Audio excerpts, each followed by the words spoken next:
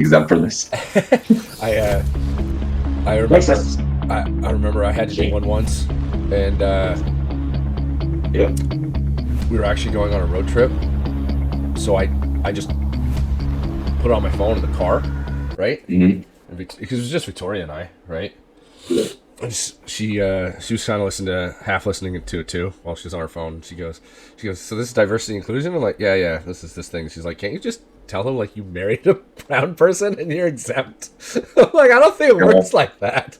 Well, if you did, they'd be like, "Oh, that's because Victoria has internalized racism and she hates herself. Therefore, that's why she married the white person because she doesn't know any better." So systemic racism, dude. They moved the That is goalposts so fucking wide. that is some circular ass logic. I'm like, what the fuck are we talking about here? The mental gymnastics you fucking need. It's like the opposite of racism, and it's like it's racist to think that way. Well, Like, what are you talking? It's so crazy. anything can be anything if you frame it right. Have you ever heard of that joke about statistics? No, what is it? Okay, this is a math joke, and it's Okay. dumb, but it proves a point. So it's like statistics are just numbers; they're just whatever they are, right? And Yeah. but that means you can interpret them to mean whatever you want. So statistically, there are about 8 billion people on the planet, right? Roughly 1.8 billion of those people are Chinese. Okay, so it goes to say about 1/5 of everyone on the planet is Chinese, right? So therefore, if you were to have 5 babies, So this time describe something. yeah, if you were to have 5 babies, one of them would be Chinese, statistically speaking. Yeah. Yeah. So it doesn't matter your race or creed or background. Statistically speaking, if I have 5 babies, one of them is likely to be Chinese. Yeah, statistically speaking. Statistically speaking, forget that my wife's Filipino. Maybe there is some Chinese DNA in there somewhere. That's not the point, Yeah, right? it's true. It's true. You can They think that it's you can interpret it the way you want. yeah. They will look at it that way, like the correlation is the causation or that kind of thing. Oh, correlation for causation. Yeah, causation's really Yeah. hard to map. They have a very high standard for causation in the stats. When I did all my stats classes, Not if you're a stream or in a stream right. You know, they look at statistics like well, Extreme Right don't one even to have to one. look at the statistics. They just make that shit up. Or take a sample size like this one of the 24 studies that prove Oh, say yeah. confirmation bias. It's like, wait a minute, you Wait, just wait, want to wait. be right rather than trying to find the truth. So one study saw some sort of significant correlation, but the other 23 didn't. Yeah. And that one's why is that one right over the other 23 that didn't? I don't know. It was I unbiased. just read the I just read the executive summary. I didn't read the whole thing. Yeah, man, that tracks. That's why I hate people who do the news articles. They my dad did this for a long time. I love my dad, but my dad did this for a long time. He would go, "Oh, egg whites. I can only have egg whites now. No egg yolk. Why is that? Yeah, Well, why? the newspaper said that egg yolks are bad for you. They're high in cholesterol. Okay, and then 2 years later, oh, I gotta have the whole egg now because the egg yolk is high in nutrients and it's actually good cholesterol. And then 2 years later, back to egg whites. You know what? We shouldn't have eggs at all because the newspaper said. I'm like, I feel like the newspaper's just taking snippets from different studies and publishing them with no context, no background, and no significant data. They're just like, oh, that's what the headline of the peer-reviewed article said, so we're going to roll with it. Yeah. Like, It's not your parents, it's my parents. I think I it's a remember lot of that people, but it's just an some example, myself. right? They're like, oh, that's bad for you. I'm like, why is salt bad for you? It's like, oh, because like it's good to destroy your kidneys. I mean, well, if you just sit around and eat like salt all day and do nothing, but if you go work out and you're active lifestyle, you need to have salt because you can't just drink water, you just piss it out. They give me the hardest time, and then one day some Chinese doctor on their Chinese TV show was like, yeah, salt is important. They're like, hey, where did you know salt is important? I'm like, yo, what the fuck? Are you fucking kidding me? Yeah, that's Crazy. hilarious. My mom and I eat a lot of salt. My dad's always Salt's like, great. you shouldn't eat so much salt. I'm like, have you seen me sweat? Like, Huh. I start working out, and within 5 minutes of my warm up, I'm covered in sweat. I need the salt So to crazy. keep all the water I drink in me. Otherwise, I'm going to be dehydrated. I was You rolling. used to be so dehydrated, your lips will be white. It's brutal. Like people think, You like feel terrible after. If I don't, feel like shit. I will be after class. I'll just be chugging my bottle of water, Mm. and I'll literally I've got some electrolyte packs, but other than that, I'll find the saltiest food I can find. Saltine crackers, if that's the best I can do. It's That's why like fast food afterwards, like McDonald's, like burger, it's like so fucking delicious. It's because your body's like, So give me that high in fucking sugar stuff and salt. now. It's just like, yes. It's like that's the only time I think it's to be justified. It's not obviously the best way to eat, but like if you No. had to, like after like an hour of jiu-jitsu, you're just dying. Throw the guy a burger, man. He'll feel a lot better. When we would roll at your place, I would go along. I have to go back to the highway to come back home, right? And the first, I don't know. it was the fastest way, right? Otherwise, yeah, it's too long, so it's to take the highway, right? So, but as I'm going down, I forget what street it is. There's a McDonald's on the right hand side. First time we rolled, I was like, and how did I end up in McDonald's? Oh, I have a burger. I don't even know how that happened. All right. I wasn't eating like four Big Macs. It was like a McDouble or whatever. But I'm like, it was so good. That's my go-to. It's so good. Or that's my go-to too. McDouble. When we go downtown, which is rare, we drive by to the McDonald's, buy everything like the kids and everything like that. We go all the way to Science World because by the time we get there, it's over an hour, man. But from where we are, all the way to like Science World, Stanley Park. Load that with kids up with salt, instead of sugar, dude. Stacey eats them. They're happy. It's funny. People, I think there's this weird dichotomy between like the so-called optimal diet, what's the best diet for health and longevity, and like what's actually available to people. And I listen to a lot of podcasts.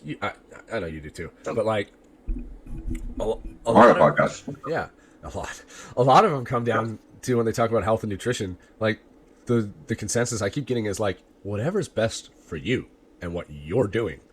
Do you actually want to lose weight? Well, we've got some parameters around how we can help you do that. Do you want to build muscle? Yeah. We got some parameters. Do you want to be a fat fuck? Well, you can do that too. That's probably the easiest option. Right? Like, but when it comes to, that stupid little chart they used to have made up in like the 50s or whatever of the pyramid? The food pyramid, yeah. I love how that's complete garbage made up by the cereal companies. Like, it's just... That point, cereal was near the top. Yeah, like grains, like basically carbs was at the top. Yeah, even the sugary snack known as like, fucking Kellogg's. Like, oh man, I love me some apple cinnamon Cheerios, but they are not good for you. Yeah, man. Lucky Charms and what's it? What do you know cereal? My kids like them. He gets needs a lot. As a fucking like little snack. Like the only thing I like maybe once a week they get like Honey Nut Cheerios. Well, a whole bunch of like milk because I'm making sure I'm not doing that thing. Most of the sugar and stuff, but if your kids are gonna eat like a bunch of sugar from cereal, then you wanna make sure they drink like a whole cup of milk along with it. There's gonna be some protein in there. I forget what study came out, but they were like, when you eat a bowl of cereal, where does most of the nutrients come from? The milk. Yeah. People say, "Oh, I don't drink the milk." I'm like, why? Oh, it's gross. It's like, yeah, I eat the cereal. I'm like, dude, if anything, throw out the cereal, chug that milk down. Because that milk is what's sustained you. Unless you're lactose intolerant, then maybe choose a non-dairy option. I actually do like oat milk. It doesn't have the protein, but... Yeah, you enjoy saying that oat milk shit. Well, I've tried almond milk, and Victoria's allergic to it. I don't think it tastes that great. Coconut milk just makes me need to shit. Like... Which one? Coconut milk? Like every time I have some coconut milk, I'm like, man, I gotta visit the bathroom. I'll be right back. Yeah. Like it's worse for me. Milk, man. Which one? Yeah, less issues. Which one? You said you like coconut milk, right? Yeah. Isn't coconut milk like it's like creamier or whatever than like regular milk? I mean, milk's got a lactase in it, and that's why it's like you sit up yourself. You can. Depending on the milk you can get condensed coconut milk, which is like thick. You get it in a can, or you can just get it's pretty much the same consistency as like skim milk. If you get it in the box, which is what Victoria uses. But I don't know. Put it in food. Like if you cook it, that's how Asians do it. That's no problem. So I don't never chugged it back before. Yeah, but I wanted to have a bowl of cereal once, and I put in some coconut milk, and the next thing I know, I'm like, I gotta take a dump. This is better diuretic than coffee. Just gotta go. Did you catch that virus a few weeks ago? It was like fucking going around. What's it, the Novo virus, where you just take 45 shits a day. Didn't have no. And I caught that like a month ago, man. Like my son got it, I got it, kids got it. Dude, I had the worst. But before that, I had to take antibiotics to get rid of this fucking cyst that got infected. Yeah. Remember, on the back of my neck, so that affected my gut. Then I got the Novo virus, so like no gut health. And dude, like 25 shits a day. Like that's terrible. I didn't have that. Got a head cold there for a minute. It's a head cold. It's just when you're really stuffed up like there, you kind of feel like woozy. Oh, okay, I get that. I'm just kind of getting over that. And I had an allergy attack yesterday that you've experienced me doing that. So I still went to class, I went and tried to do class, but I was like, I can't breathe. I can barely see. I'm trying not to sneeze because I don't want to sneeze on my training partner because that's gross. And then the guy asked me to roll afterward. I'm like, yeah, just give me a second. And he like, because I didn't want to say no. He was a higher, he was a higher belt person. I'm like, I don't want to say no. And then he's like, man, it's okay if you don't. I'm like, are you sure? Because I'm having trouble breathing. It's like, it's all right, man. I'll just wait for the next round. I'm like, oh, okay. Like, I like didn't want to roll because I like everything in my face was just on fire, but also I wanted to roll because like I'm there, right? So. I get you. So it was a tough spot, but he's a super cool dude. I've rolled with him a bunch. He's a brown belt, and it's funny. He showed up yesterday, and I had to peek him once after the instructional, right? Because I guess it was a gi class yesterday. It's the only gi class I go to is on Saturdays, right? Because that's the one they have. So he came in a little bit late. It's fine, like a couple minutes. Nobody cares, right? And he's wearing a white belt, Nice. brown belt, and I guess he just couldn't find it wherever it was in his house. So I had to go over. I'm like, you sandbagging today or they demote you? And he just laughed. It's like, I just couldn't find it. I rummaged around my place for like 15 minutes and I don't know where I put it. I'm like, all right, fair enough. You know what? You think people will be amazed to see how well they do against like a higher belt if they don't know what belt they are. Yeah, because they take all that mental pressure of rolling with higher belt and they just sort of throw it away. It's like, this is just another guy. And also, like, especially in no-gi now, like, belts almost don't matter. Like, you can get, like, former collegiate wrestler that's been training jiu-jitsu for, like, 18 months, two years, and not even full-time. I mean, just, like, twice a week. And he's got, like, 15 years of, like, solid. It's like, he doesn't even have to be collegiate. He can be, like, high school wrestler, like a stud in high school. And then, next thing you know, you're just fighting for your life from fucking front head chokes and, like, fucking on the bottom scrambling. Like, they especially technical wrestlers, not the guys that just use their athletic ability, like really technical wrestlers. Dude, they'll ride your fucking ass, man. And there's no stalling in wrestling because they get points taken away for stalling. There is so you have a pressed action. There is like, you get, one like, rest position points in wrestling, but it's only when you have the guy 2/3 on the mat. You can stall. Again? So maybe it's only Greco-Roman that you can do this. But like, if you've got the guy 2/3 down, 2/3 on the mat, like 2/3 pinned, and his shoulders up, you can take a break there to reposition. But like, it's not like jiu-jitsu where you can just like clamp on and like you're fully mounted and just wait for 6 minutes.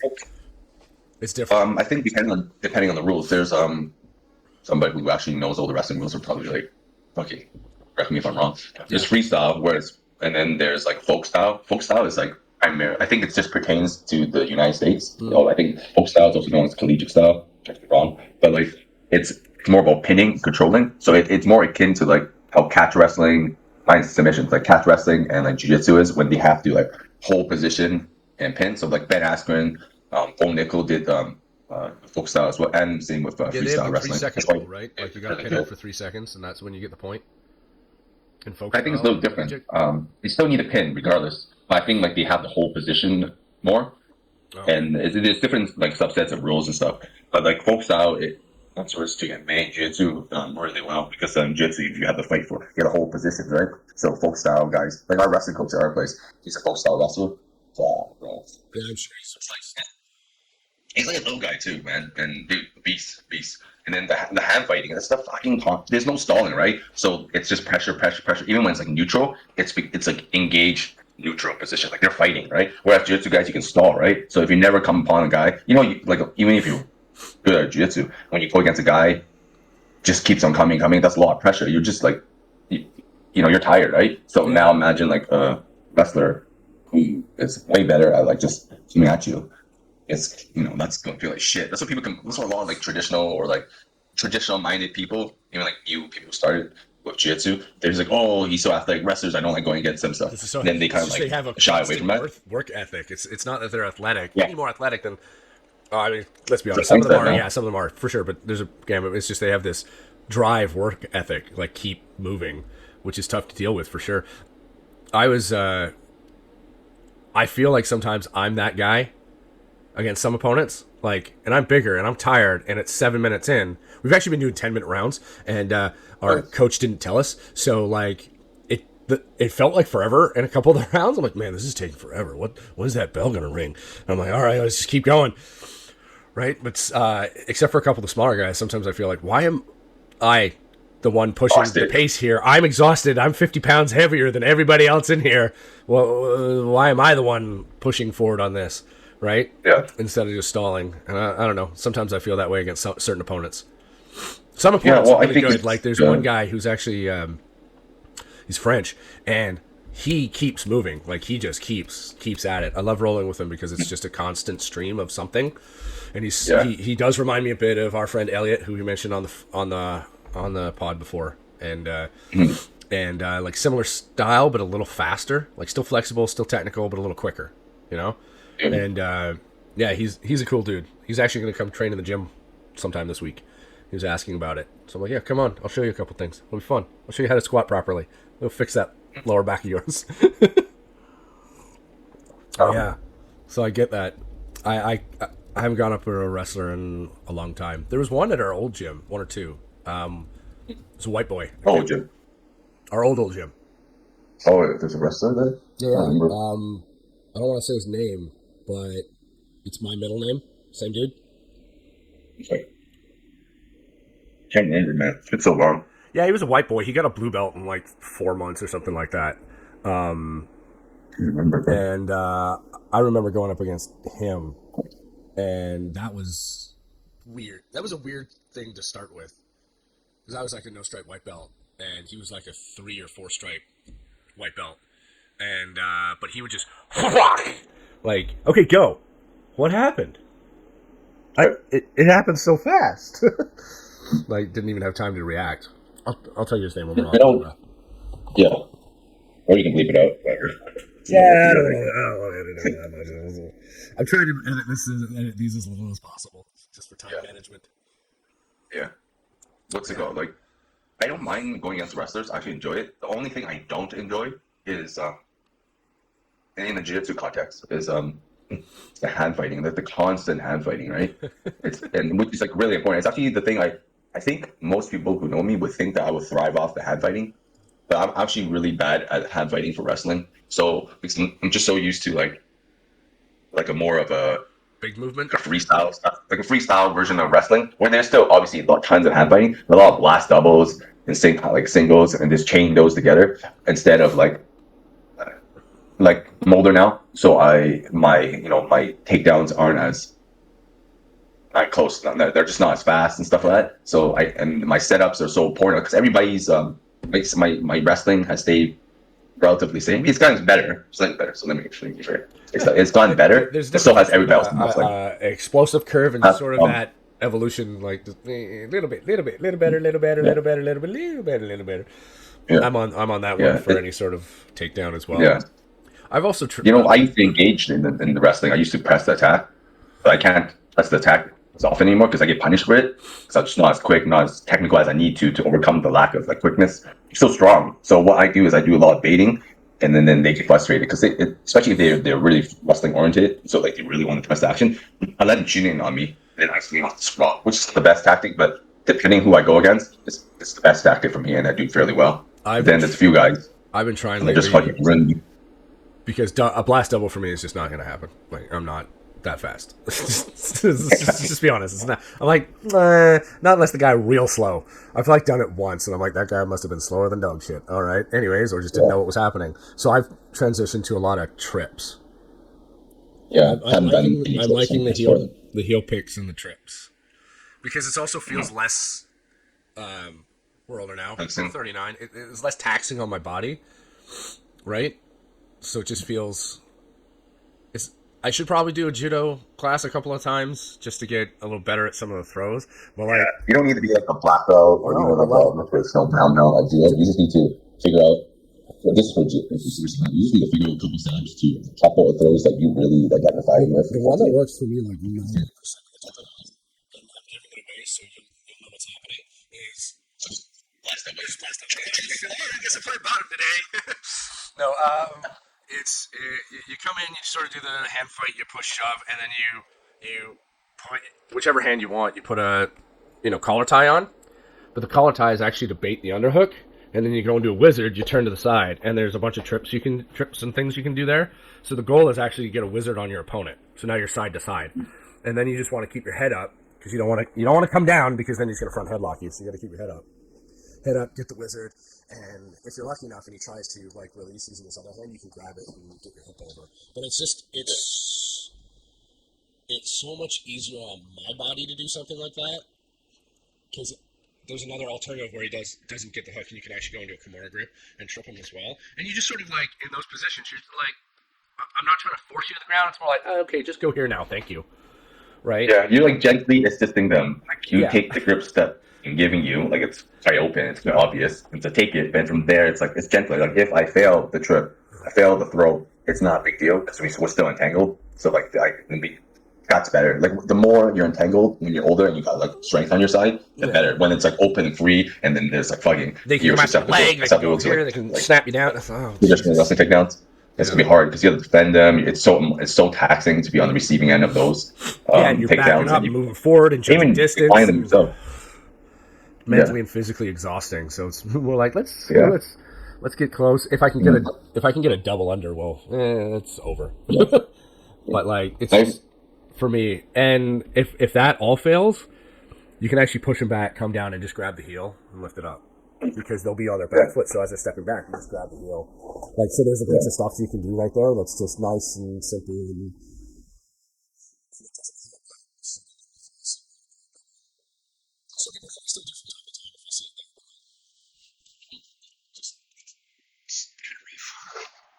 yeah, I hear you. See, a lot of times I let them get unhooked just like you do. Yeah. And I don't even fight. I don't fight too hard for the wizard.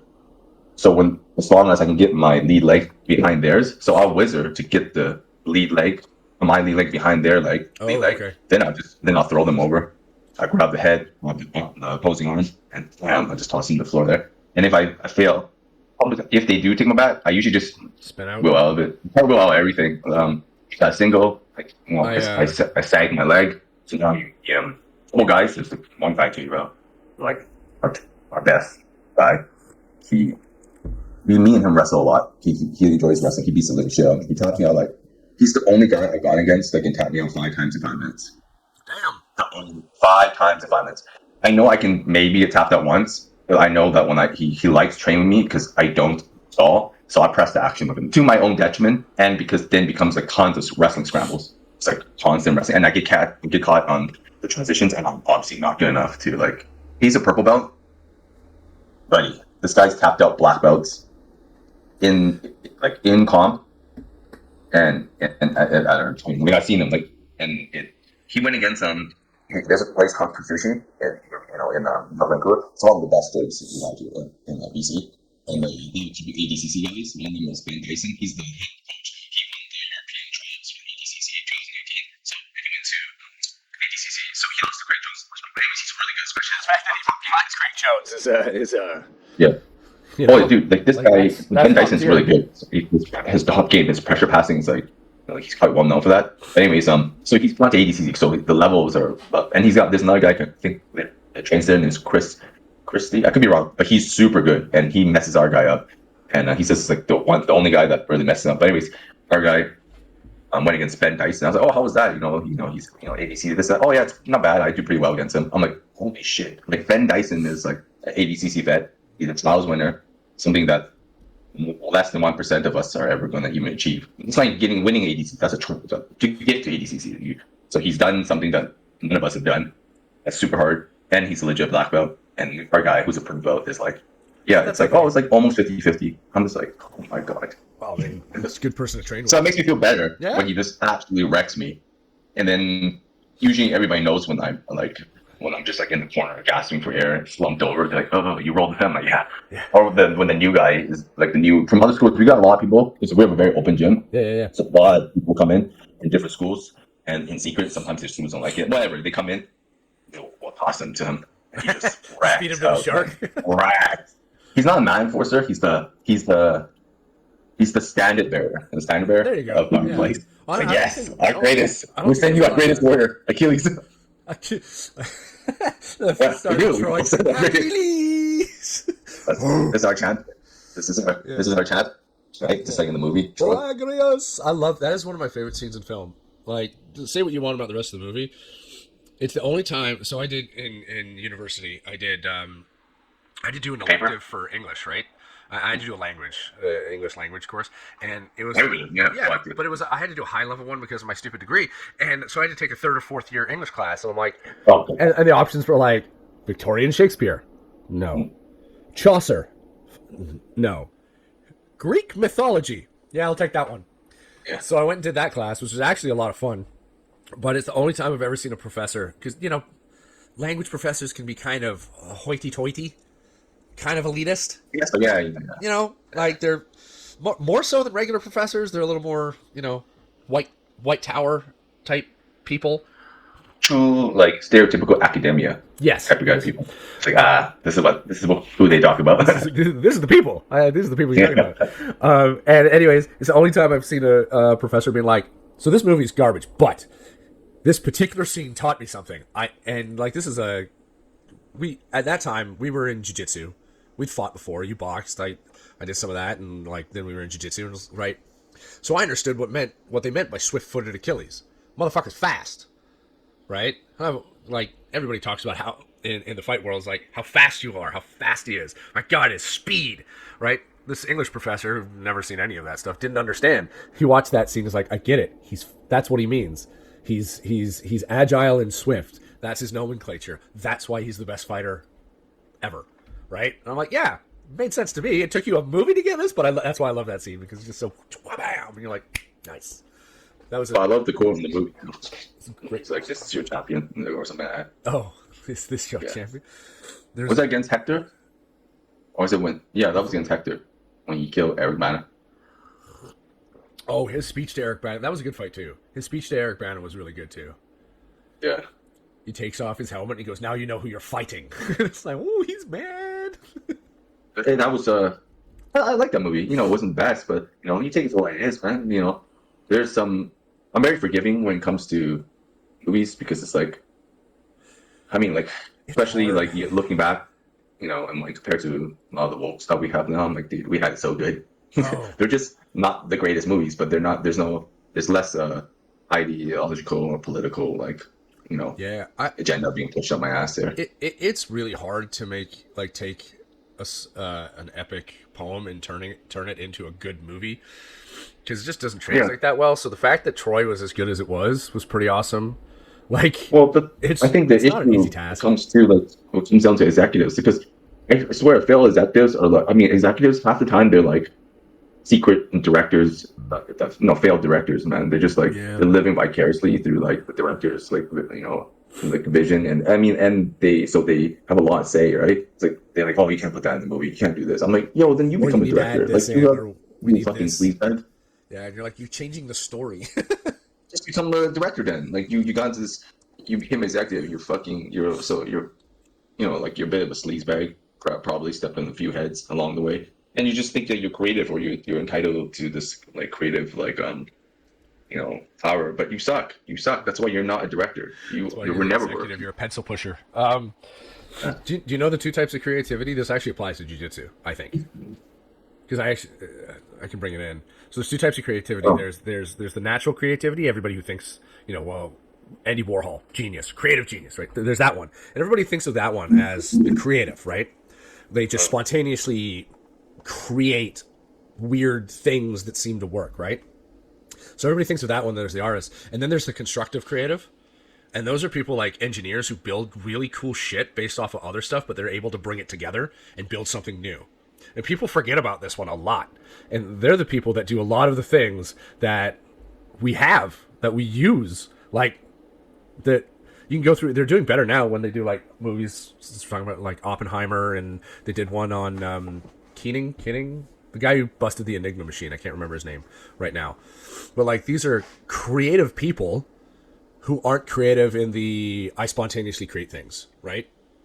They're compilation people who are able to take things and see things from other perspectives and build them into something new. It's like an architect. Well, you have this box to work in. You can create something really cool, but you still have to make the thing structurally sound, right? And I think that applies to jiu-jitsu, since I'm bringing it around, because there's two types of people. There's the intuitive roller. You're a little bit more of that. And then there's what I'm going to term the scholarly roller. The one who can learn, who needs a roadmap of moves to put together, but he's able to string them together in a sequence that's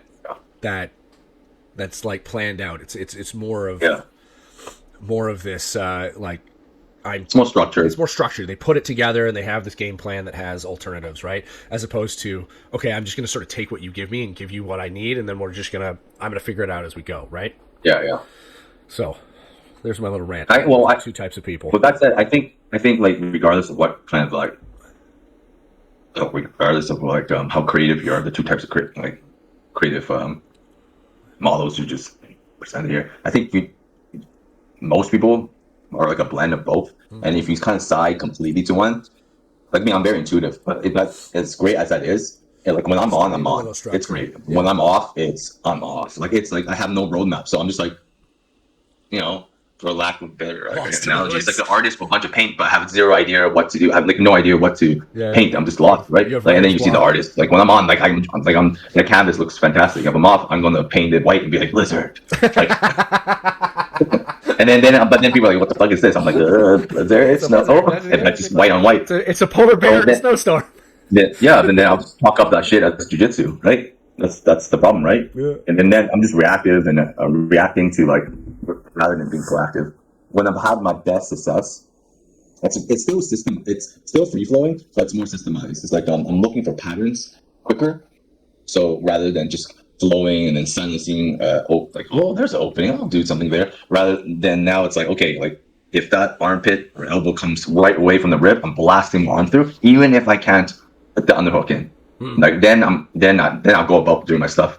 Or the knee shield's there, I can't get rid of it. I'm gonna rather than just doing a different type of like hard pass, I'll kind of like bait them into getting their knee shield down, and then I have a couple like no grip knee cuts that I can do.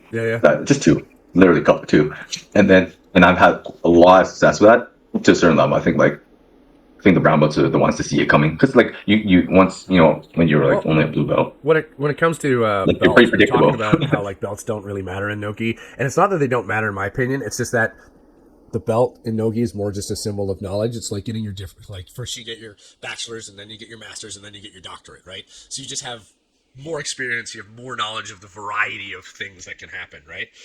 Yeah. Because I do think Nogi relies a little more on your athleticism than the gi. Like a lot more. Yeah, a lot more. Yeah. The pace is fast. It's very different. Like if you're a place that pushes the pace, I mean, like my place is pretty good. I can talk about my place because we have wrestling, and then there's some guys that will pull guard, which is totally fine. But then again, I'm okay with it. If you're pulling guard with a connection, not just sitting down like 5 feet from the person. That's kind of dumb, but it's good.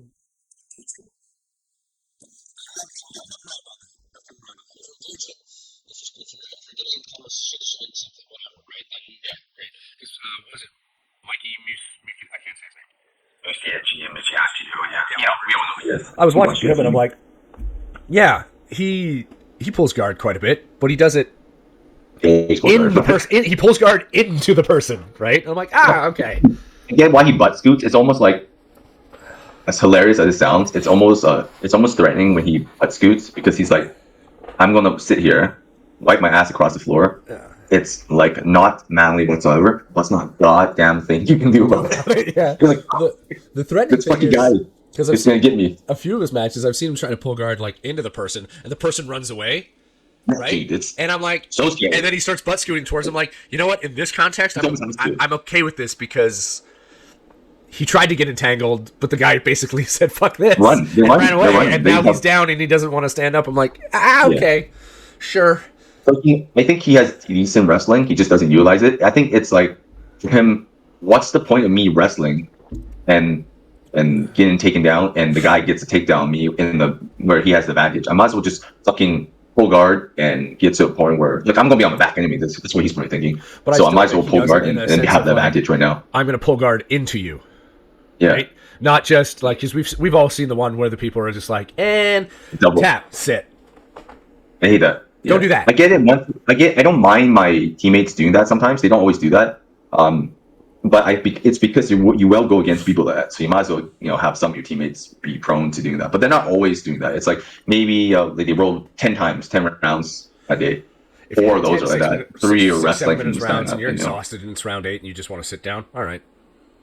Fine. Against like white belts, and depending like if even if they just got promoted as well, I will pull guard. But then it's like I pull guard like for the most part, like depending how tired I am. When I pull guard, it's like it's aggressive pull. So if I can't even if I can't get that connection, like I slam my butt down, then I aggressively start attacking shin to shin. I go on. I'm trying to grab grips like that's part. It's not like I'm not literally trying to wipe my ass across the floor. Like I mainly go shin to shin straight away. I'll I'm like, fake trying to sweep you. I'm wrestling up straight away. I'll fake the single to pull guard into what the fuck is that called? Single leg X? Yeah, that's it. You don't really do that very often.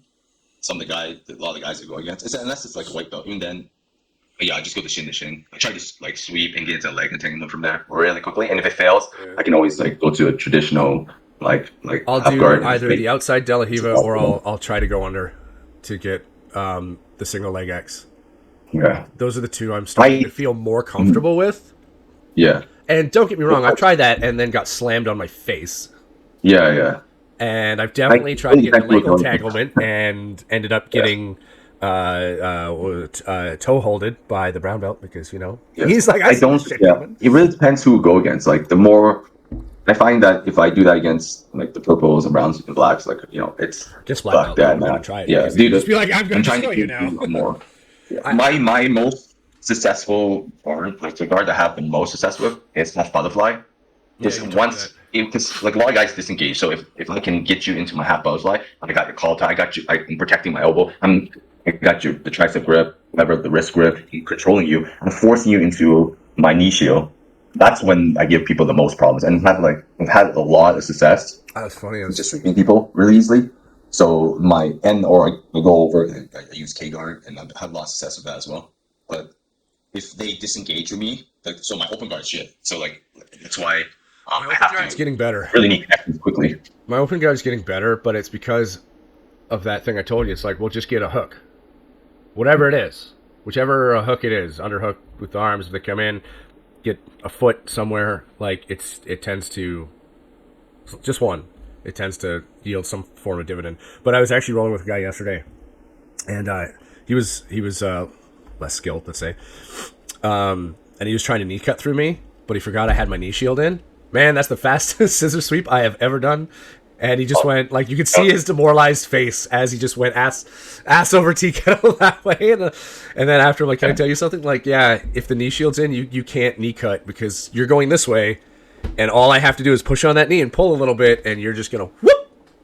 You gotta block the knee, man. Otherwise, it's gonna be a bad. I will say that you can knee cut with a knee shield in, but most people can't do that effectively. I've seen it you have to at a high level, but like for the most part, at a high level or any level, it's not gonna happen. It's like really rare. It's like the one-off that can do that. Because my knee shield, like I basically my foot was hooking his armpit. I can't knee cut through a knee shield. And then he put his knee there, and I was like, all I gotta do is this, and off he went.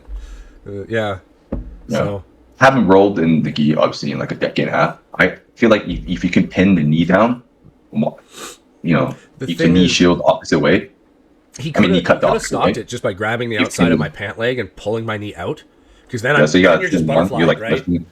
But like, if somebody in no gi had tried to do the same thing, I would have done it would have been the same move, right? Because it's just sort of a bridge kick, and you don't even need the other hand. If you are able to grab their far hand, then you actually get a full sweep. But if you're not, then you're in a position to wrestle up, right? Because they're over here. So, I don't know. Sometimes I like the gi because it reminds me of moves that I wouldn't regularly do. Like, scissor sweep is not a thing that I would really do in no gi. Because you don't have any grips. So it's a lot harder. It's a lot harder. You either have to get an underhook, or if you're still not sweaty enough, maybe you can grab their wrist. But like it's difficult. A pendulum sweep is easier because you don't need the wrist, because you want to go for the under the leg, right? So a pendulum sweep is easier in no-gi, I think. Anyways, those are his thoughts. Just random I thoughts. don't do gi anymore, so it's just like I'm trying to play out in my head. The one thing I don't do is go for because it has no practical application to when I do no gi. Is I don't really go for gi chokes. Like I remember them, but I don't really go for them because it does not You're translate also there like at all for fun, right? Yeah, You're just trying to get more jiu-jitsu, and rather than like, oh, I'm trying to be world class at the gi. Yeah, but it's like, well, if I want this to translate to no gi, instead of going for a clock choke, well, I should just go for a guillotine or a darce or a anaconda, right? Which would be harder with the fucking all that material there, too. Right. So, Yeah. like, well, I'll stick to those three because I could go for a clock choke or baseball bat choke or, you know, if they're in my guard, just the standard gi choke. But, like, I'm not going to be able to do that in no gi. So, Yeah, no, I hear you, man. just Yeah. leave those ones on the floor. Maybe I'll practice them some other day. And I'm doing gi once a week just to get more time on the mat, right? So Yeah. it's fun. That's the fun day. Well, I mean they're all fun days, but that's the fun day. Like, all right, yeah. No, I hear you. Yeah, for me personally, like, yeah, I was thinking about, man, should I do gi again just to get more jiu-jitsu in? You know, that's every noon class. That's like Monday, Wednesday, Fridays. It's like no gi, and then Tuesday, Thursdays is the gi. I'm like, oh, maybe I just do some gi or something like that. And then I talked to my instructor, and he was like, man, don't worry about it, man. Like, just find time to do more no gi, because like, he's like, I know you don't need it. You don't want to do gi. I'm like, no, I don't. It's like, I mean, if I miss the gi class during the week, yeah, you're not gonna lose sleep over that. Whereas, like, if you only go twice, so you know, it's gonna get busy with life. Like this week, I only went twice. That's why I'm going today. Put some work in. Yeah, every once in a while, like I try 3 days, but like every once in a while, like just life happens, and you're like, Yeah. one. Well, a couple weeks ago, I was going like 4 days a week, and then that was really good. Last week I did 3. This week I was supposed to do 5, but then I'm only doing 2 because I've been working night shift, like in the schedule. Like next week's like fucking terrible. Like I was gonna go on Thursday this week, but I woke up in the morning and we had a crisis at work. So I was like, well, that like first thing in the morning, like that day was basically just shot. Like I knew this was like going to be an all day thing, right? Yeah. And it's mentally taxing. So by the time we were done, at like the crisis was over at 4 o'clock, I was just like, I just need to lay on my couch. I can't think. I can't. It's one of those ones where like I'm so mentally exhausted, I'm physically exhausted, and like that just happens sometimes, and you just deal with it. You're like, well, oh well. Yeah, for sure. Yeah. Yeah, well, I hear you, man. Consistency over a long time is better than, you know, immediacy. Yeah. And then it's kind of hard because you think like, okay, if I go to at least 3 times a week, I go to class, anything other than that's a bonus. But sometimes you're going twice a week, and then I beat myself up for that. I'm just like, fuck, it's like, well, waste of time. I've tried to get away from the thing of like, well, if I don't go today, then I'll go that day, and be like, no, these are at least the 2 days I'm going, and I'm going to try and fit another one in somewhere, right? Because I found try to find with all my jiu-jitsu. If I Monday, Tuesday, Wednesday, myself, and then let's see. Yeah, if I find myself bargaining with myself over what days I'm going to go or when I can go, then Friday comes around and I've gone once. I'm like, well, I have to go today, right? Yeah, like I gotta go because I could have gone then, but I was like, nah. I think the best way, if people's schedule can allow it, this is like if that allows it, but then it becomes more of like how badly you want it. So even if you're exhausted, like I would go Monday, Tuesday, Wednesday. Say you go to 3 times a week at least. Monday, Tuesday, Wednesday, regardless of how fatigued you are. For the most part, don't want to be like perpetually hurt. Don't go. But like Monday, Tuesday, Wednesday, grind it out. At least you've done 3 days that week, and then anything else is a bonus. Then you'll be more inclined maybe on Saturday. But you know what? I'm not gonna do shit on Saturday. I'll go to open mat. Now it's 4 days a week. If you keep giving that mindset, like Monday, Tuesday, Wednesday, I'm going to go no matter what. Then it's always 3 times a week, and then you do another class, and it's like it's like 50% of the time you're at jiu-jitsu, like throughout the week. So that's the best way. I find just to front load your training. For sure. So once you start negotiating, I'll go today, then Monday, I'll go Tuesday, I'll go Wednesday afternoon. So if you can only do that, maybe I go night. Yeah. But if you have the option of basically going to any number of classes, just go to all of them, front load it. What was that? No. Audio? No, that was just me sniffing. I'm getting over my allergies, so every once in a while you might hear. Sorry, everybody. Okay. I'm just dying for 48 hours and still trying to do jiu-jitsu. Dude, do you need to take a break? No, I'm good. I just can't breathe through my nose, so let's go. Let's go another one. I try not to roll people out, to be honest. Like, let's in case you see something or something. No, I was yesterday. I was on Friday. I was just stuffed up. On yesterday, I was sneezing, so I'd sneak on with some blue my nose. Well, I don't have a cold, so it is one of those things where like, oh, are you sick? And this is just a personal peeve because I've had allergies my entire life. Because you look sick. Don't get me wrong, you look ill, right? And it's because you are. You feel ill, too. But it's you don't have a cold, you don't have a virus, right? It's non-transmissible. I can't give you allergies, right? Yeah. So Just have all the symptoms. What is it? It's like 4 different types of pollen that decided to go up my nose and fuck up my lymphatic system. So I don't know what to tell you. Yeah. Hey, yeah, here's what it is. Like, dude, our sport is like so, what's the word I'm looking for? It's so, dirty. It's so unsanitary. Shower often, please. Yeah. It's so unsanitary. Like, listen, like, you're sweaty, he's sweaty, they're all sweaty, and now we're just gonna roll on the motherfucking floor. Like, A couple of weeks course ago, it's gonna be terrible. I was rolling with another hygiene wise, right? There's a couple other big guys in my gym, which I get to roll with every so often because there's more little guys than big guys. I'll just say that. Yeah. Right? And so there's another What's big guy. big? What's big? My size there's like two dudes who are bigger than me, like maybe tipping about 260, 265, but are like 6'3", right?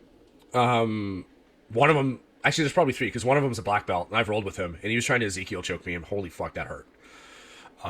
That sucked. The big boys roll differently, man. Yeah. He got mount, and and he just did this thing. And he was trying to I had a bruise here. Like obviously I couldn't see it because of my beard, but I'm like, yeah, I'm bruised from his fist trying to get to my throat.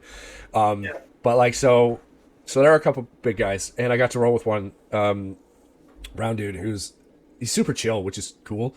Like not to the same skill level, obviously. He's a higher level blue belt, but he kind of reminds me temperament-wise of the big purple belt we used to roll with. Start with the T. You know who I'm talking about? Like the nicest guy in the world. Yeah. Super chill, super nice dude. But the big guys, when we start rolling and it's warm, we start sweating. And for real? It was no gi, so there's like at least the gi soaks up a little bit of the sweat, but like it's no gi, so we just have rash guards on, and like we did 3 rolls together because it was there was only 6 people in that class, which is rare. I don't know, maybe it was a holiday or something. I don't know. So it's like there was myself, him, the French guy that I like rolling with as well. So I rolled with him once, a lady, and like 2 white belts. Knew they were smaller, so I didn't roll with them. Because that would have been too easy. so I did a bunch of rolls with the big guy and a couple rolls with the Frenchman, and who will ever be known as the Frenchman now. Sorry, dude. Anyways, by the time we were done, like that half of the mat space that we were rolling on was just soaked in sweat and disgusting. That I actually went to this room. I'm like, man, I'm sorry. We just created a mess over there. 2 guys went to roll over there, the younger ones. I said maybe because everybody else was done, they were just doing extra. I'm like, yeah, maybe you should go to the other side of the gym, man. Like it's kind of gross over there. Sorry, it's us. And she was like, no worries, I gotta clean the mats anyway. We're gonna clean the mats anyway. So I was like, I've done that too. It's like, it's fine. I'm like, oh god, just a fucking swamp ass all over that side of the mat. It was gross. Part of the sport, though, right? That's how it is, man. Like you go build up sweat. It's gonna be a pile of sweat, dude. Man, it could be just ridiculous. It's like slip and slide there. Actually, I like jiu-jitsu there though. That's happened a couple times, and I finally experienced the knee slide you talked me about, which is just a slip and slide, where I knee slid hard, and I like went past the knee slide. I'm like, I guess I'm going into north-south now, because wee! Oh, yeah. It's my favorite. The ones on knee slide is to go around taking the back, or at least the side mount, and I smash you from there. That is the best. That's what I always try to get, accomplish with through the knee cut. One of my favorite things to do right now, if I'm standing, is to fake the knee cut, step back, and go straight to north-south. And mostly because I've been doing that against the smaller guys who are quick, because they're fast enough to put something in the guard from the knee cut, but having my entire body mass just flip around and kind of land on their face works out pretty well. Yeah. I mean, so wait a minute, you stand up. So we're standing up. In their half guard? I'm either in their half guard or they're in open guard. And I go to fake the knee cut, right? So they're going to react to me going in this way. But then I step back, grab the ankle, right? Switch hands. Because now this leg is sort of holding the other one down. Switch hands, down, leg out around, and just go straight to north-south. You can even put your head on the stomach. So you kind of go into like a semi-J point for a second. And then you just go straight to north-south. Right? So I've stopped trying, because they're flexible and they're quick, I've stopped trying to insert my knee between their knee and their elbow. Yeah. Because then I'm going to fight for that position and I'm trying to lock the head in. Just straight to north-south. And if they roll out, then straight to backside cradle. Yeah, just come all the way around. And then once you've cradled, if you either get them in north-south, great. Then you can move back to half guard, or you can stay in north-south, whatever you want to do. And if it goes to the backside cradle, then, well, you can either take their back, right? There's a way to take their back, or you can come back to north-south, and depending on what they do with their arms, you might be able to open up a Kimura. Sweet. Yeah. Okay. I see that. Yeah. It's fun. I was practicing that against the smaller brown belt, because that guy he can just like curl up into a ball. So there's that's pretty annoying. Yeah, so there's like there's no good way to get to side mount. I'm like, well, let's just go straight for your head. I was like, all right, I'll go there. Yeah, it's fun. It's cool. Yeah. I'm trying to think what I do. I'm pretty like let's try to blast through guards, and I'm like, and, I know you're not supposed to sit in someone's half guard. That's all. I'm just fucking lazy. I don't want to do any Toriano passing. I don't want to do any loose passing. Like 50% of the time, I don't want to do that. Like if I can quickly like do a leg drag and then get to like a pumping out like a J point at the hip. If I don't feel like doing that day, I'll just literally like sit down and start fucking, and then people lock it up. If you just go regular Nishu, I don't really care. Like even low, high, medium, whatever, fucking Nishu, high, low, that's not a big deal. But the issue is when they slap down, it's like fucking like a donkey guard shit. Oh. So so that's when I struggle a little bit, or when they have half butterfly. But then I deal with it. Like if they are okay at it, it's not a big deal. It's when they're really good at half butterfly, then that's a little bit more difficult. Then I usually body lock, and then I just go around the other side. Just trying to make it as difficult as possible until they just give up the butterfly guard, and then I will usually pass it into more chest on chest situation, and then half guard. Yeah. Then it's fine, because if I get chest on chest, I beat the knee shield, and it's like I just go to my favorite knee cut. Yeah, I haven't been doing a lot of chest to chest lately, which is funny because I was talking to another guy that I roll with a bunch who's taller. He's one of the bigger dudes. He's not heavier than me, but he's at least, he's another big guy that I like rolling with too. Yeah. Super, like, his close guard, when he closes guard, is just super clamped. Like, it's actually hard to open. Even when you stand up, you're like, get the fucking knee open. Like, he's got really strong legs and they're long, so it's a pain in the ass.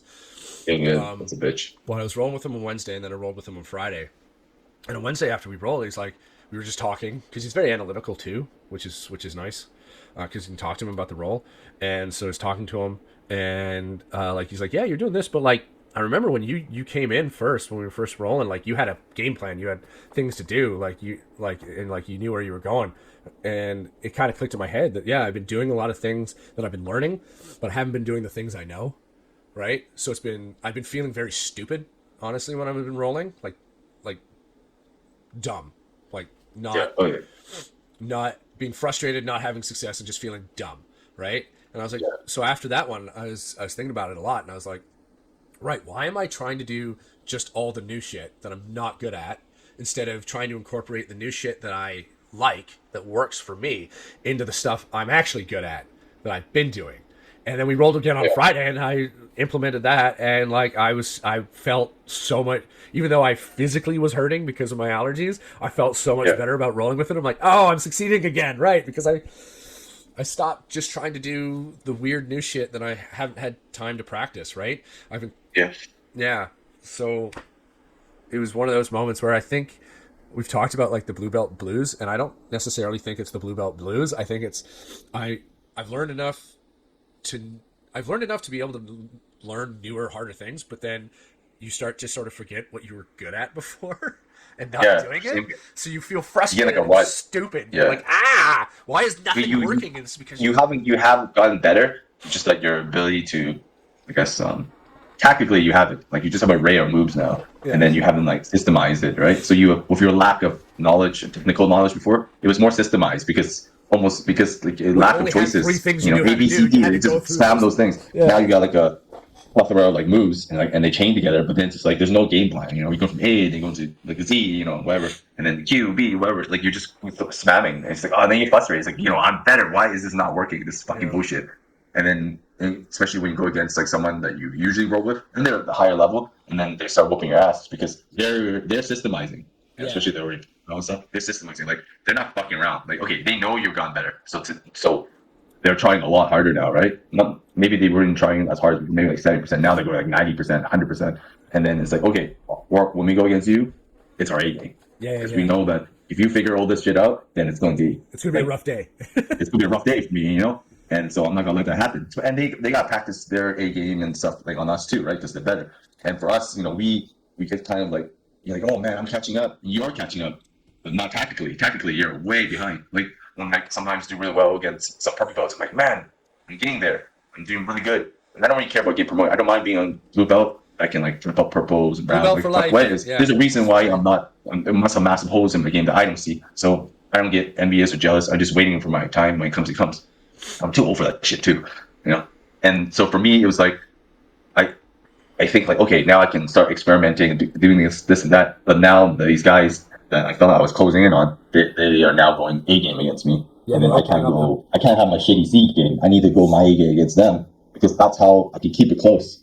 You know, I can keep it respectable, and then because the gap is actually further than you think. Yeah, well, that was my thing. I was like rolling against a 4-stripe white, and I'm like, why am I sucking ass? Like, this guy should not be able to do this. It's because, well, I'm trying to do these things that I'm not practice at. Yeah. So if I were just to do what I'm good at, and then if the opportunity arises to do the new thing, great. Mm. And that's what was happening. Yeah, But I was like, for like a week and a half there, I'm like, man, I just feel dumb. I just feel stupid and dumb. Like, why do I feel stupid and dumb? Right? Yeah, and I bet you if I came to your gym, though, too. in that week and a half, I bet you if I came to your gym and it was a new gym, right, in that week and a half, I'd be like, you know, all that shit that I was trying, fuck that.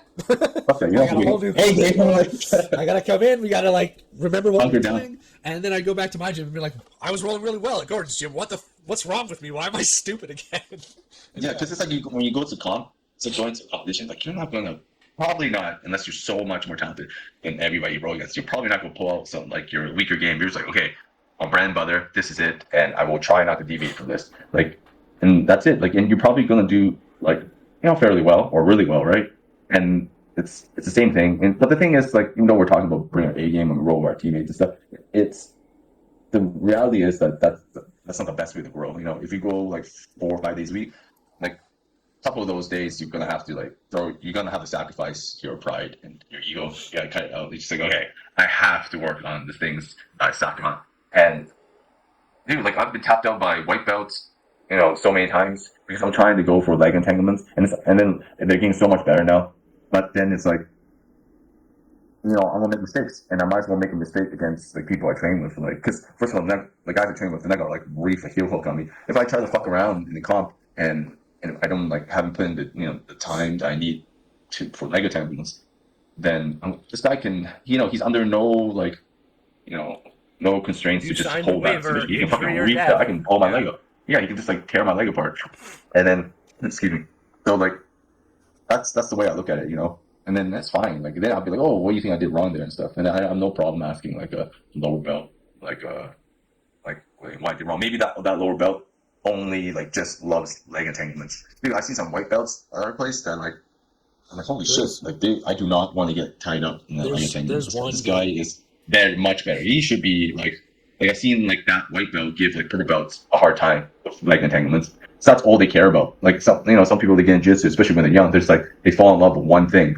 And it's like, and especially something as dangerous as like leg entanglements, that's the game changer. Like you could be of a lower belt, of a lower skill, but then the consequence of like going against somebody who's really good at leg entanglements, and even the white belt, blue belt, they could tap you out because like once they get like power of leg locks is such a multiplier. And then it even if they don't get your legs, they can wrestle up. You know, they can like they can sweep your ass there, and they just off balance you. So you have to address, no matter what, you have to address leg entanglements. Yeah. Like there's no ifs, ands, or buts. It preoccupies all your attention. Yeah, there's one white belt. Like I've been trying to get more leg entanglements too, but there's one white belt I will not I know him. He actually.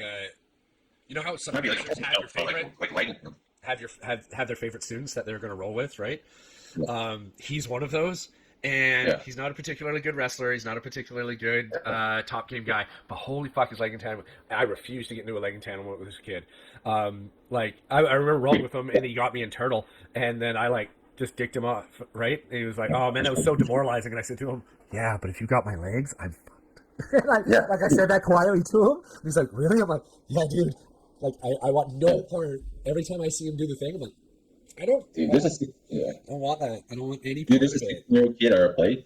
He's like a skinny, like tall 16-year-old. Yeah. And dude, I cannot give him my leg. Like I fucking refuse that. It's like it's a game over, man. He can latch onto your leg. It's a wrap, bro. Oh, I flee like I'm a peasant in medieval times when the horde comes over. Just run Dude, I away. just force like, dude, that's my A game. I use my A game against him. Like strong pressure. Yeah. I see the shit out of him. Like looking at the clock. Oh, that's 2 minutes up. I'm gonna ride this out. Like, pressure him to death. I rolled with somebody who's trying to do a leg entanglement, and I just like shoved my knee into as hard as I could into his thigh down, bam, because I'm like, no. We're stalling. We were stalling. Like I'm pretty sure I bruised him. I felt kind of bad about it, but I was like, bam, no, face. Dude, I disengaged pressure. too. I will completely disengage. Like, oh, here we go. I have flown across the gym. When there was, I haven't seen him in a while. I miss him too. He was like a higher level blue belt, and he was decent at leg entanglements, and he would do the move properly, and suddenly I'd be facing away from him, and I've like feeling his hands on my foot, and I'm just like, Usain Bolt, boom, like just no, just literally ran like at one point I did pull out so hard I actually ran across the gym, and my coach just looked at me. He was rolling with somebody else. He was just like, what the f was that? How does like do people at your gym like do they stay on the mat like when you disengage? Because like we're like a lot of us we're trained to like the moment like say if I disengage against you, you're like trying to attack my leg. The moment I disengage and I disengage like slightly too much, like you're up on your feet. Then it's a fucking wrestling. We have tons of wrestling. We have tons of wrestling. And then like a lot of guys come be like, oh man, it's like outside of our gym they come by and they're like, dude, there's so much wrestling. Because like including myself, like if you disengage me, I'm up on my feet straight away and I'm like going for like a low ankle pick or I'm like trying to wrestle. Like we're wrestling. Yeah, 50 like 50. Depends on who you're going against. Some people who are a little more of the traditional jiu-jitsu will stay on their back, on their mat, or maybe get up to their butt. People like myself, you disengage, I'm standing up, right? And I know that frustrated one other dude, younger kid. That's the way it should be though. Because he's smaller than me. His dad's actually a black belt at our gym. And I like his dad. His dad's really cool. And this kid's a killer. Like he is. He's you can see the skill. He is good, and he's just going to get better. So I do like rolling with him. But the second time we rolled, I think it was the second time we rolled, I just kept standing up. And anytime he came in, so I was like on my feet. I could see him just being like, "Won't stay down." But no, I won't. I will not. I will not stay on the floor on my back against you. You're going to go. You're going to wrestle. You're either going to take me down. I'm going to get back up, or I'm going to take you down, and it's going to be a hard day for you. He did take my back once, and I got him off, and then I stood up again. And you could just see in his face, like, motherfucker. Well, yep. Yeah. And that's the way it's gonna like. It's. I think it was one of those things where it's like, okay, it's good you practiced against me because you're going to see this a lot more. You're going to start seeing people just stand up if you give them an inch. Yeah, stand up. Right? No, if you disengage with them, they're just going to come up straight away. Especially if they got decent wrestling, or especially if they got strong wrestling. They're just going to get up like this shit, man. Especially if you go into a tournament where it's like ADCC rules. Yeah. So it's like the incentive is to wrestle, and then I'm interested. I think that's Craig Jones tournament is going to look like. What it's going to look like, style wise. I think it's going to be great. I think it's the rules are 3 5-minute rounds with 1 minute break, and if you're stuck in the submission, they'll let you. The round doesn't end. They'll make you ride it out. I mean, like you have to escape before the round ends. Yeah, but I also heard. Yeah. I may have misheard, but I think when he was on Joe Rogan, he said like if you at the end of the 5 minutes, at the beginning of the next round, you start in the same position that you were at the end of the last round. But I may have misheard that. I don't think it is. I think it's to. I think I didn't because if maybe that's why they don't want to start the next one in the submission. So you have to work the round just keeps going if you're stuck in submission. But it's like so like then you have the escape, you find escape, and now you're in turtle. Then they'll stop it. Then you start in turtle maybe. That's But what that I was thinking. Like if somebody's in maybe. turtle, you start in turtle. If somebody's in mount, you start in mount. But if you're in the submission, they let it go until the submission obviously has escaped, right? Yeah, I'm not too sure about that rules. I know for the submission part. You know how Greg Joe sucks? Sometimes he just sort of is thinking through things. So maybe he said something like, "Well, we might do that. We might not. I don't know." To be honest, I don't think any of the athletes, some people, I read some comments that some people were criticizing. It's like, oh, the rules are, they're not set, and I think the vast majority, like closer to like 80% of the people, really support what Craig's doing, even though it seems slightly like ambiguous in terms of the rule sets and the structure of the competition. I think he's doing a great job, and Dude, it's I hard think to that do a competition like that from basically nothing, right? yeah, He's it trying to shows you take all the good the stuff, how like the yeah, a other good marketer can competitions. galvanize like a lot of people, especially some people that like you. You got a big social media presence. People actually like you. They want to help you out, and then it shows you like the kind of club he has in the community. Not just because he's a great grappler, like really one of the best of his generation, but also like as a person and like as a media personality as well. Like how much people will galvanize to whatever cause that he like wants to do. Yeah, I And mean, plus like, people are and sick and it's a tired of nice. athletes getting paid peanuts for like It a sport, like a volunteer sport. People are like, oh, it's a basically, volunteer yeah. sport. It's Well, I just like mean, the Olympics. They don't get paid. it's like Have the you seen some of the difference. Olympic athletes? Like maybe in Canada they don't get paid because they have a fucking fundraise. Well, you need the Olympic athletes is a whole different ball game of problems when it comes because it's kind of like the NCAA in the states. But like, I just Well, want they to get paid know. now. Do you hear now? Yeah, I don't So you know. can leave there a millionaire. Like it's almost like, oh, I don't have an NBA career, but at least I got I got 3 million some and a cash, college degree. Actually, which some I good actually sponsors. think for the vast majority of athletes deciphering, it's actually the better option. Like you do really well in Well, college, you make your money, you get your degree. So two things are guaranteed: you got money and and you you got a got a degree. degree. Now I, you can have the choice. You're not forced to. I have to do it. And some NBA players don't even want to be NBA players. They well, just got in there because they need to get out of a bad neighborhood and stuff sure, like yeah. that. I mean, for I thought it was very. I thought the entire system was terrible when like your coach, your Minnesota football Multi-million coach is dollar a coach. multi-million-dollar coach, and the athlete is poor as fuck. Um, uh, when they're being For the offered like opportunities, millions of man. dollars as sponsorships, and they have to say no. Like that's stupid. That like Yeah, so you in can't the take land any of the sponsorship free, you where didn't. You can't make capitalism money. rules, this one type of person who has the option to make millions of dollars is not allowed to. That's kind of dumb. But like 95% of college athletes aren't going to make the pros anyways. So really, they're just doing it to 995, get. man, bro. That's like a It's like 1% 99, yeah, it's like 99% of them, but football like, level, man. There's only 440 spots in the NBA or something. so like, most of them aren't. 99% aren't so they're just there to get their college degree and using that as a scholarship opportunity and forget the other sports that don't have large clout in the US like soccer or lacrosse or like because those rugby those all have scholarships, right? Yeah, baseball. Well, baseball. Actually, no. Baseball's got like a Wait. lot. They're Honestly, pretty if I structured was there. going to Yeah. choose one sport I was going to excel at, it would be baseball. No And run. yeah, well, thing is, if you look at baseball, most money for the least amount of work for the not the least amount of I work. don't know. Sorry, let me rephrase that. I'm gonna rephrase that. I fucked that up. Most money for the least injury risk. Okay. Yeah, if you can play 162 games, it's more of an attrition. Your body wears down, Yeah, but if you yeah. play 162 games. But it's But like, it's the least injury prone sport of the major leagues, right? you have the most over 40-year-old athletes in Major League Baseball than any And of what I all the meant professional sports. by least work isn't least work. It's the longevity, right? You need to put you spread over the amount of work over a longer period of time, so you have a longer Yeah. career. Whereas you look at football, for 3.5, 4 years, you're done. Your body's Yeah, you don't have any guarantees in football. The pay structure yeah, is fucked. Like and then the pay yeah. incentives, the pay They don't have bonuses pay are or like, play. They just have play. You play or it's you like minimum don't get 6 games. paid. So guys, like Yeah. players are like, fuck, I gotta get to game 7 or else I don't get my guarantee pay. Yeah, It's like exactly. nerve wracking, man. So if I was going to excel at something, one sport, it would be baseball. And I don't particularly like baseball as a sport.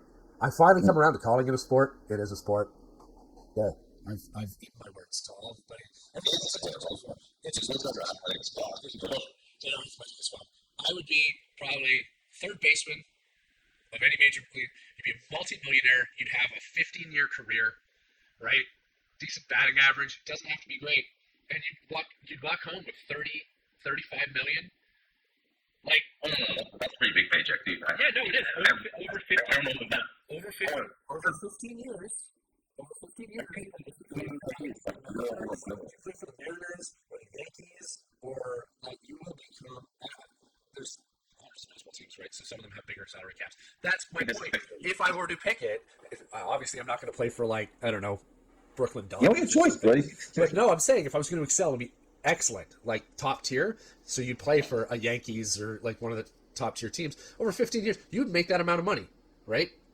I think you make like we're just going like player minimum. I think the minimum salary is like $1 million or like 800,000. I could be wrong. I'm not too sure, but I think it's roughly that. So you have a 10-year career as a minimum wage Yeah. fucking player, then it's like you're a multi-millionaire. If you're Exactly. like, That's my point. For not a lot of risk, body wise. I mean, yeah, of all the sports, All the that's sports, probably the one that's going to give you the least amount of like injuries you're- overall. Like statistically, I think and like if you're- I don't mean like the superstars are playing in and out like for like forever. Yeah. They're gonna get hurt. Obviously, people get fucking terribly injured. if but you're like a pitcher overall, as well now with the new pitching rules because they only have 60 seconds to pitch, they actually have a lot Yeah. of relief pitchers. They switch up pitchers a lot, and now yeah, well, they have the because there's count too. Like 162 games, you're not gonna get you're guys not going to pitch every game. Yeah, So like, you know when you're going to pitch. You're only going to pitch maybe twice a week. yeah, it's very different and limited innings, limited pitch count and stuff like that. So it's like you know what? Like long gone are the days where you see guys are like gonna let them ride out the whole game. Yeah, 9 innings, perfect games, all of that, where their shoulder is just blown out. But dude, that's what because it's such a business.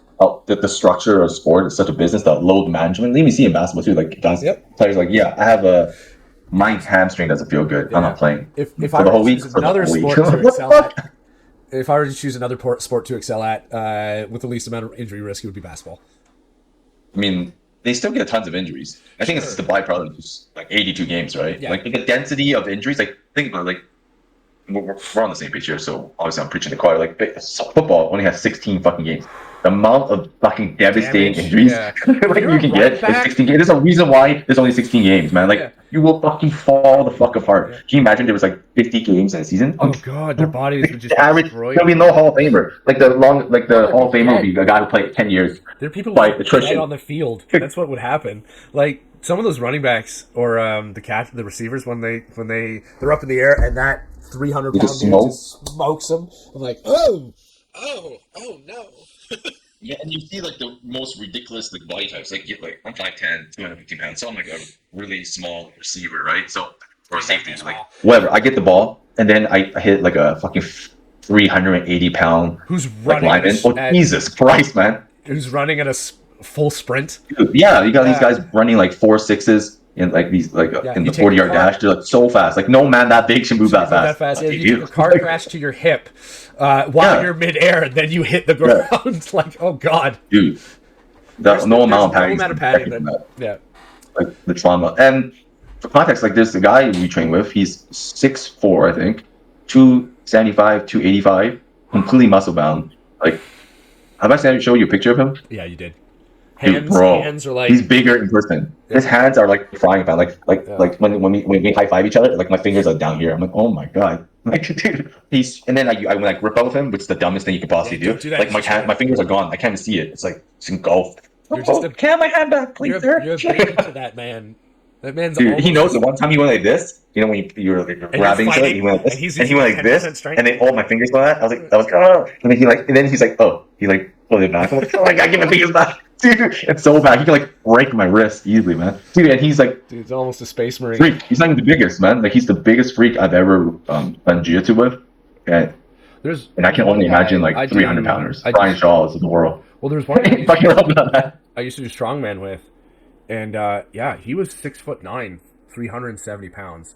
Like, I have a picture next to him, and I'm 5'10", 245, 250, right? Like, I'm not small. I walk around and I think I'm small because I used to hang out with like monsters. But then I see pictures of bigger than average guy. regular people. I feel so small.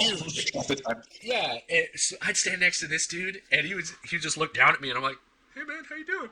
I'm a child versus you. I'm like, I'm glad you don't wrestle or anything.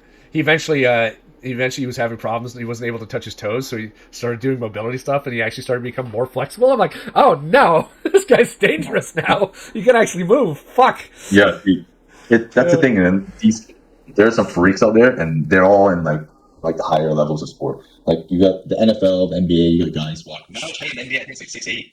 Bro, Well, Shaq, 7 foot, 300 pounds. Like, goddamn.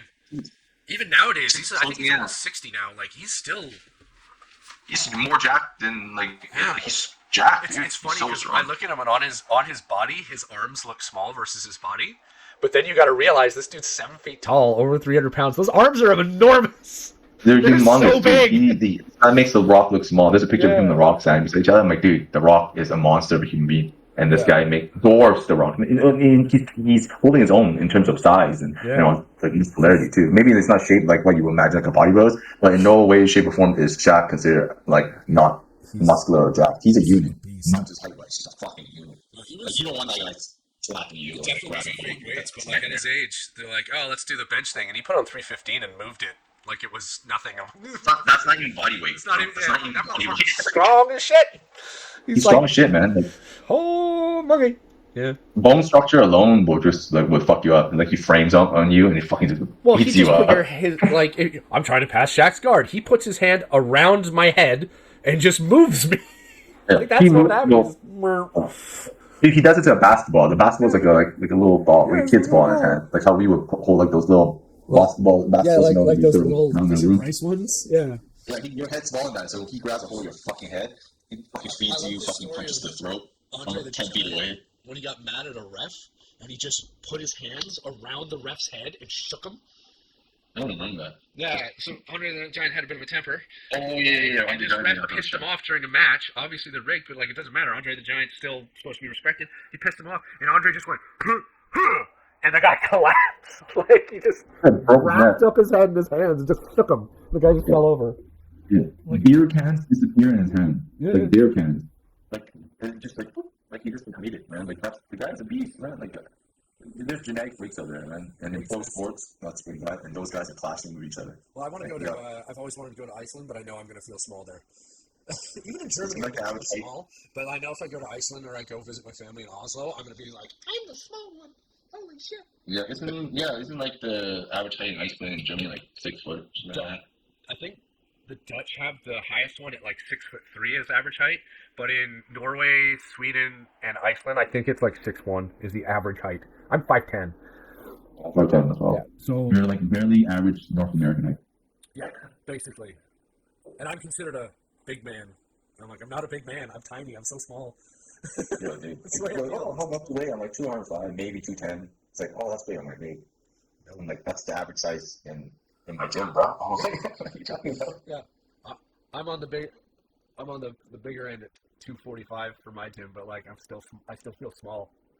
I'm glad you don't like plan on competing because I'll be really scared for you because like that's the reason why I don't want to compete at heavyweight. I thought about like I thought about it like this is why heavyweights need more categories. They need like just one more. Just one more in between. Well, they need like 205, then 225, 245, and then 245 plus or something. Because I could crack under 245 and be okay. But if I enter into the heavyweight division, there's going to be somebody that's like 6'6", 325 pounds. I'm going to be like, I guess we're doing leg locks today. Yeah, man. Like, it's just the weight disparity is insane. Yeah. Like, we should be playing, because, there's obviously guys, people, like, use the example, well, look at Warren Ryan. He used to be, like, 195 pounds or 180 pounds, and he fights, like, heavyweights now. I'm like, yeah, but he's a unit. Yeah, he's big. He's bigger than you think. He's 6'3" or something like that. Dude, and, whoa, I'm 5'10". There's a huge difference here, man. I think, like I haven't, in the ADCC, when they have the absolutes, the last guy to, when was the last time a little guy won? Like, Lachlan Giles, who's, like, probably the same size as me. He's like 5'10", like 200 pounds or something like that. He came in third. He didn't even, and he's like, I'll never be as good as him. Yeah. And most people won't. And he came in third. Like, he couldn't even win it. Like, and that, I'm not disparaging or anything. That's amazing what he did. I'm just saying, like, the big guys win the absolutes. It's too much meat to deal with. It is what it is. Too much power. And then when the big guy is nearly as technical as you, or just as technical, it's a wrap. Well, like I said, that guy I rolled with, I rolled with him. He just said it's so demoralizing. I'm like, yeah, that's how I would feel against like the people in my weight class who are that tall and that big and outweigh me by 20 pounds. Yeah, it'd be so demoralizing. He's like, you're strong, and nothing is happening. So, yeah.